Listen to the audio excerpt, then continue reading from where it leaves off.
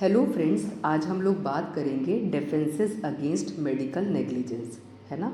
Medical negligence की definition कहती थी एब्सेंस ऑफ रीजनेबल स्किल और care in the treatment of the patient which causes injury और death of the patient. इसका मतलब डॉक्टर साहब का जो भी कंडक्ट था वो अपने उस कंडक्ट के लिए ज़िम्मेदार थे, मतलब उनका एक्ट नेग्लिजेंट था।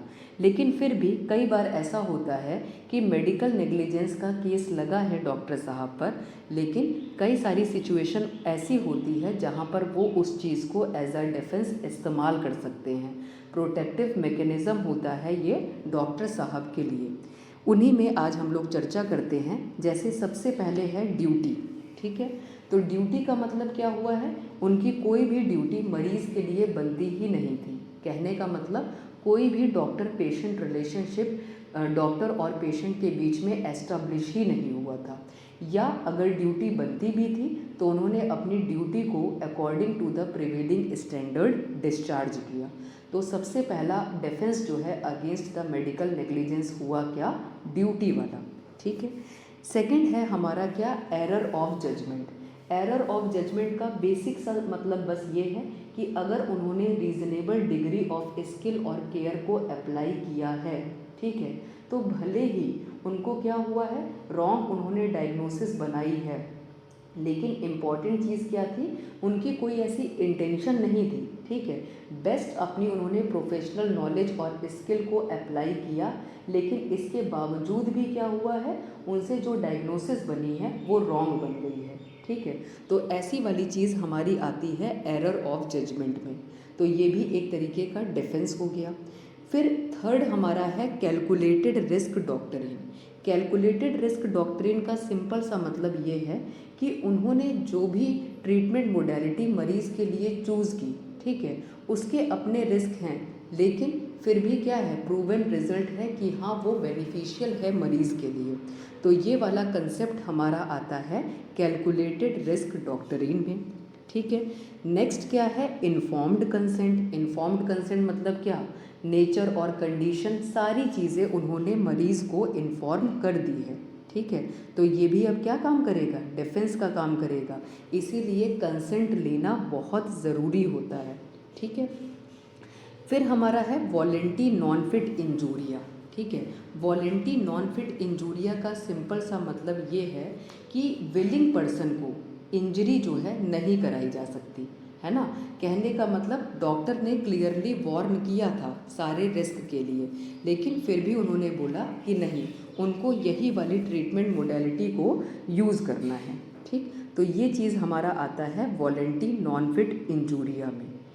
एक हमारा डिफेंस होता है रेस ज्यूडिकेटा।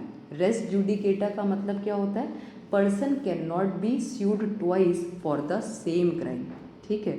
तो ये चीज़ हमारी डिफेंस हो जाएगी, जिसको हम लोग कहते हैं रेस ज्यूडिकेटा। सेकंड है हमारा लॉ ऑफ लिमिटेशन। तो नाम में जैसा कि लिमिटेशन है, मतलब ये टाइम लिमिट प्रिस्क्राइब कर रही है, ठीक है, कि कितने टाइम के रहते रहते आपको कोर्ट को में केस फाइल कर देना चाहिए। जैसे सीपीए के तहत 2 साल का समय मिलता है, ठीक है, from the date of the negligence. फिर कंट्रीब्यूटरी नेग्लिजेंस, जैसा कि हम लोग जानते थे, मरीज़ भी जिम्मेदार है और डॉक्टर साहब भी जिम्मेदार हैं। तो डॉक्टर साहब क्या काम करेंगे, इसका फ़ायदा उठाएंगे, मतलब एक डिफेंस की तरह इसको लेंगे। और अगर पूरा ही पूरा मरीज़ ही जिम्मेदार है, इसका मतलब डॉक्टर की गलती तो थी ही नहीं, तो ये भी एक तरीके का डिफेंस का काम करेगा। तो एक डिफेंस हमारा हो गया कंट्रीब्यूटरी नेग्लिजेंस, और एक डिफेंस हमारा हो गया क्या, पेशेंट नेग्लिजेंस। फिर हमारे 2 टर्म होते हैं, एक होता है मेडिकल माल अकरेंस और एक होता है medical miss adventure. Medical mal occurrence means ये होता है बायोलॉजिकल वेरिएशंस की वजह से कि हर इंडिविजुअल डिफरेंट ट्रीटमेंट मोडेलिटी के लिए डिफरेंटली रिस्पॉन्ड करते हैं। और मेडिकल मिस एडवेंचर का मतलब है कोई अनएक्सपेक्टेड डेंजरस मिसहैप, एक्सीडेंट या डिज़ास्टर हो गया है, तो वो हमारा आता है किसमें, मेडिकल मिस एडवेंचर में। फिर हमारा ऐसे ही डिफेंस होता है product liability. Product liability means manufacturer ने कोई डिफेक्टिव मेडिकल प्रोडक्ट या इंस्ट्रूमेंट जो है सप्लाई किया, डॉक्टर ने उसको यूज़ किया जिसकी वजह से मरीज़ को इंजरी हुई, तो उसको हम लोग प्रोडक्ट लायबिलिटी कहते हैं। ठीक है। एक हमारा डिफेंस होता है विकेरियस लायबिलिटी, ठीक है, या इसको हम लोग कहते हैं प्रिंसिपल ऑफ रेस्पोंडेंट सुपीरियर या captain of the ship doctrine. Means जो एम्प्लॉयर होते हैं वो अपने एम्प्लॉय के नेग्लिजेंट एक्ट के लिए ज़िम्मेदार होते हैं, तो इसको हम लोग कहते हैं विकेरियस लायबिलिटी। ठीक है। फिर हमारा डिफेंस है res ipsa loquitur. Res ipsa loquitur means fact which speaks for itself. ठीक है। तो उसमें क्या है, कोई भी चीज़ प्रूव करने की ज़रूरत नहीं है, मतलब एक्सपर्ट ओपिनियन की कोई नीड ही नहीं है, क्योंकि वो तो ले मैन भी अप्रिशिएट कर पा रहा है। ठीक है। तो उस चीज़ को हम लोग कहते हैं रेस इप्सा लोक्यूटर। एंड फिर हमारा है क्या, नोवस एक्टस इंटरवेनियंस। ठीक है। कोई नया एक्ट है, उसने इंटरवेन कर दिया। ठीक है। तो हमारा क्या हुआ, जो चेन थी कॉजेशन की वो ब्रेक हो गई। जैसे डॉक्टर साहब की गलती थी, उसी की वजह से इंजरी हो रही थी, लेकिन बीच में क्या हुई, ये जो चेन ऑफ कॉजेशन थी वो ब्रेक हो गई।